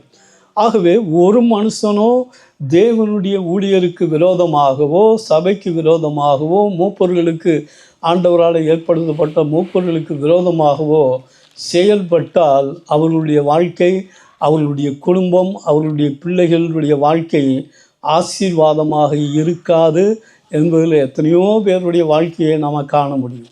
ஆகவே நாம் ஆண்டவர் நம்மளை வச்சிருக்காரா, சபையில் வைத்திருக்கிறாரா, நாம் ஒழுங்கு முறையாக ஒழுங்கு கிரமமாக தேவனுடைய வார்த்தையை கேட்டு வாழ்க்கையை ஆவிக்குரியவர்களாக மாற்றிக்கொண்டே செல்ல வேண்டுமே ஒழிய மாம்சத்தினுடைய கிரியைகளுக்கு உட்பட்டு தகாத காரியங்களை நாம் செய்துவிடக்கூடாது. அப்போ அவர் சொன்னார் இப்படி. நான் சொன்னேன், யார் எப்படி இருந்தாலும் ஆத்துமாக்கள் ஆண்டவருடையது, நீங்கள் சபைக்கு ஆட்களை கொண்டு வரணும்னு சொன்னேன். வேதத்தில் பார்க்கும் பொழுது ஒரு மனுஷனை குறித்து சொல்லப்பட்டிருக்கு. எந்த மனுஷனா, யோவான் 3 யோவானில் 9ஆம் வசனத்தில், நான் சபைக்கு எழுதினேன், ஆனாலும் அவர்களின் முதன்மையாயிருக்க விரும்புகிற தியோத்திரிப்பு எங்களை ஏற்றுக்கொள்ளவில்லை. எந்த சமயத்தில் எந்த சபைக்குள்ளே நான் தான் முன்னாடி இருக்கணும், என்ன தான் முன்னுரிமை கொடுத்து யார் முன்னாடி நிற்கிறாங்களோ தான் பெரியவன் ஆகணும்னு சொல்லி என்ன இருக்கோ, ஆண்டவர் சொன்னார், தன்னைத்தான் தாழ்த்துகிறவனைத்தான் குறித்து ஆண்டவர் சொன்னார். அந்த தாழ்மை இல்லாமல் தன்னை உயர்த்த, தன்னை பெருமைப்படுத்த, தனக்கு ஆதாயத்தை தேடுவதற்கு இந்த விதமான காரியங்களை செய்தால் அங்கே சொல்லப்பட்டிருக்கு, அவர்களில் முதன்மையாக இருக்க விரும்புகிற தியோத்திரிப்பு எங்களை ஏற்றுக்கொள்ளவில்லை. ஆனபடியால் நான் வந்தால் அவன் எங்களுக்கு விரோதமாய் பொல்லாத வார்த்தைகளை அனுப்பி செய்து வருகிற கிரியைகளை நினைத்து கொள்ளுவேன். அவன் இப்படி செய்து வருவதும் போதாமல் தான் சகோதரரை ஏற்றுக்கொள்ளாமல் இருக்கிறதும் அன்றி ஏற்றுக்கொள்ள மனதாக இருக்கிறவர்களையும் தடை செய்து சபைக்கு புறம்பே தள்ளுகிறான். நம் மூலமாக ஒருவரும் சபையை விட்டு என்ன செஞ்சிடக்கூடாது, போய்விடக்கூடாது, ஒருவரும் இடறி போய்விடக்கூடாது. அதே வேளையில் சபையில் இருந்ததான தேமேத்திரியு என்ற மனுஷனை குறித்து 12ஆம் வசனத்தில் சொல்லும் பொழுது, தேமேத்திரியு எல்லாராலும் நற்சாட்சி பெற்றதும் அல்லாமல் சத்தியத்தாலும் நற்சாட்சி பெற்றவன். நாங்களும் சாட்சி கொடுக்கிறோம், எங்கள் சாட்சி மெய்யென்று அறிந்திருக்கிறீர்கள் என்று சொல்லி அங்கே கூறப்பட்டுள்ளதான காரியத்தை பார்க்கிறோம். 2 சாமுவேலின் புஸ்தகம் 23:2 வாசிங்க. 2 சாமுவேல் 23:2. கர்த்தருடைய ஆவியானவர் என்னை கொண்டு பேசினார். கர்த்தருடைய ஆவியானவர் என்னை கொண்டு பேசினார். அவருடைய வசனம் என்னுடைய நாவில் இருந்தது. அவருடைய வசனம் என் நாவில் இருந்தது. அப்படியானால் நமக்கு இருக்க வேண்டிய தாகம் என்னன்னா, ஆவியானவர் என் மேலே என்ன செய்யணும், என்னோடு கூட இருந்து பேசணும். அவருடைய வசனம் எனக்கு என்ன இருக்கணும், என்னுடைய நாவில் இருக்கணும். அப்படின்னா ஆவிக்குரிய தாகம் நம்முடைய வாழ்க்கையில் இருப்பது அவசியமான காரியம். ஆகவே நம்முடைய வாழ்க்கையில் இருக்க வேண்டியதான குணங்கள், ஆபிரகாமை போல விசுவாசமுடையவர்களாக, ஆபிரகாமை போல கீழ்ப்படியக்கூடியவர்களாக, ஆபிரகாமை போல உத்தம வாழ்க்கை வாழக்கூடியவர்களாக இருப்பது அவசியமான காரியம். 2வது, யாக்கோபை போல ஆவிக்குரிய வாழ்க்கையை நாடக்கூடியவர்களாக நாம் இருப்பது அவசியம். 3வதாக, தாவீதை போல கர்த்தருக்கு பயப்படும் பயமும் தேவ ஜனத்தின் மேல் பக்தியும், அபிஷேகம் பண்ணப்பட்ட தேவ ஜனத்துக்கோ ஊழியருக்கோ விரோதமாக செயல்படாத நிலையும் இருப்பதும் அவசியம். தாவீது தேவன் மேல், தேவாலயத்தின் மேல் வாஞ்சியாய் இருந்தார், தேவாலயத்துக்கு கொடுத்தார். முறுமுறுப்பில்லாத நன்றியுள்ள இதயத்தோடு வாழ்ந்தார். ஆகவே தான் தேவன் சொல்லும் பொழுது, தாவீதை என் இருதயத்துக்கு ஏற்றவனாக கண்டேன் என்று சொல்லி அங்கே கூறப்பட்டுள்ளதான காரியத்தை பார்க்கிறோம். நம்முடைய வாழ்க்கையில் தேவனுடைய இருதயத்துக்கு ஏற்றவர்களாக நாம் வாழ வேண்டும். அதுதான் ஆண்டவருக்கு பிரியமான காரியம். நம்முடைய வாழ்க்கையில் அப்படி நாம் வாழ்கிறோமா? நம்முடைய வாழ்க்கையில் தேவன் விரும்பாத காரியங்கள் இருக்குமே ஆனால் தேவனுடைய ஆசீர்வாதத்தை நாம் பெற்றுக்கொள்ள முடியாது. தலைகளை தாழ்த்தி நாம் செபிப்போம். ஹல்லேலூயா. உம்மை ஸ்தோத்தரிக்கிறோம், ஸ்தோத்தரிக்கிறோம், ஸ்தோத்தரிக்கிறோம். எங்கள் தேவனாகிய கர்த்தாவே, உம்மை ஸ்தோத்தரிக்கிறோம், ஸ்தோத்தரிக்கிறோம். ஆண்டவரே, ஆபிரகாமை நீர் ஆசீர்வதித்து எங்களையும் நீர் ஆசீர்வதிக்க போதுமான தேவன். எங்கள் தகப்பனே, ஆபிரகாமை போல உம்மை உறுதியாய் பற்றி கொள்ளத்தக்கதான கிருபைகளை தாரும். உம்மை உறுதியாய் பற்றி கொண்ட மனதை உடையவன் உண்மையே நம்பியிருக்கிறபடியால் அவனை பூரண சமாதானத்தோடு காத்து கொள்வேன் என்று சொன்ன கர்த்தர், ஆண்டவரே, உம்மை பூரணமாய் விசுவாசிக்க, பூரணமாய் உங்கள் மீது நம்பிக்கையாக இருக்கக்கூடிய கிருபைகளை தாரும். அன்பின் ஆண்டவரே, எந்த இடம் என்று தெரியாதபடி ஆண்டவரே, ஆபிரகாம் சென்றபோது, கீழ்ப்படிந்தபோது ஆபிரகாமையும் சந்ததியையும் ஆசீர்வதித்து எங்களுடைய வாழ்க்கையில் சபையை நீர் வைத்து, சபையில் ஊழியன் மூலமாய் எவ்வளவோ செய்திகளை கேட்டாலும் இன்னும் முரட்டாட்டமான காரியங்கள் எங்களுடைய வாழ்க்கையில் இருக்குமே ஆனால் கர்த்தாவே, அவைகளை அப்புறப்படுத்தி போடும்படியாய் நாங்கள் செபிக்கிறோம். எத்தனையோ முறைகள் கடிந்து கொள்ளப்பட்ட வார்த்தைகள் வந்தபோதும் அன்பின் ஆண்டவரே, மாம்சத்துக்கு இடம் கொடுத்து ஆண்டவரே, நாங்களுக்கு வேறு விதமாக இருந்த காரியங்களெல்லாம் மன்னித்தருளும்படியாய் நாங்கள் ஜெபிக்கிறோம். எங்கள் தேவனாகிய கர்த்தாவே, உத்தமமான வாழ்க்கையை தாரும். தனிப்பட்ட வாழ்க்கையில் உத்தமம், குடும்ப வாழ்க்கையில் உத்தமம், சபையினுடைய வாழ்க்கையில் உத்தமமாக இருக்கத்தக்கதான கிருபைகளை தேவரே நீ தந்தருளும்படியாய் நாங்கள் ஜெபிக்கிறோம். கர்த்தாவே, தாவீதை போல உமக்கு பயப்படுகிற பயத்தோடு நாங்கள் வாழவும், பக்தியோடு கூட வாழவும், அபிஷேகம் பண்ணப்பட்ட ஆண்டவரே, மனிதர்களுக்கு விரோதமாய் எங்கள் கையை நீட்டாதபடி, அன்பின் ஆண்டவரே, விரோதமாய் பேசாதபடி இருக்கும்படியான கிருபைகளையும் தந்து கர்த்தர் காத்து வழி நடப்பி தள்ளும்படியாக செபிக்கிறோம். தாவீதை போல ஆண்டவரே, உம்முடைய இருதயத்துக்கு ஏற்றவர்களாய் நாங்கள் வாழத்தக்கதான கிருபைகளை தாரும். ஆவியானவரே, நீர் எங்களோடு கூட இருந்து பேசும். உம்முடைய வசனத்தை எங்களுக்கு ஞாபகப்படுத்தும். ஒவ்வொரு நாளிலும் ஆண்டவரே, இன்னும் அதிகமாய் கிறிஸ்துவனுடைய சுபாவம் எங்களுடைய வாழ்க்கையில் பெருகும்படியான கிருபைகளை கர்த்தாவே நீர் தந்தள்ளும்படியாக செபிக்கிறோம். நான் விழிக்கும்போது உம்முடைய சாயலால் திருப்தியாவேன் என்ற பிரகாரமாய் ஆண்டவரே உம்முடைய சமூகத்தில் வந்து விழிக்கும்போது நாங்கள் மாம்ச குணத்தை உடையவர்களாக இருந்தால் அங்கே வரவே முடியாது என்பதை நாங்கள் அறிந்திருக்கிறோம். ஆவிக்குரிய வாழ்க்கையிலே வளர்ந்து வளர்ந்து எங்களுடைய குணங்கள் வேண்டாத காரியங்களெல்லாம் அப்புறப்படுத்தி உம்முடைய வேத வசனத்தின்படி வாழக்கூடிய வாழ்க்கையை தந்து ஆண்டவரே உம்முடைய ராஜ்யத்தில் வரும்பொழுது நீர் விரும்புகிறதான ஆண்டவரே அந்த குணங்கள் எங்களுடைய வாழ்க்கையில் இருக்கும்படியாக கர்த்தர் கிருபை செய்தல்லும்படியாக செபிக்கிறோம். உம்முடைய கரம் கூட இருக்கட்டும். வந்திருக்கிறதான உம்முடைய பிள்ளைகள் ஒவ்வொருவரையும், இந்த ஜூமிலே கேட்டுக்கொண்டு இருக்கிற ஒவ்வொருவரையும் கர்த்தர் ஆசீர்வதியும். இரட்சகர் இயேசு கிறிஸ்துவின் மூலம் வேண்டிக் கொள்கிறோம் நல்ல பிதாவே. ஆமேன், ஆமேன். கர்த்தர் உங்களை ஆசீர்வதிப்பார்.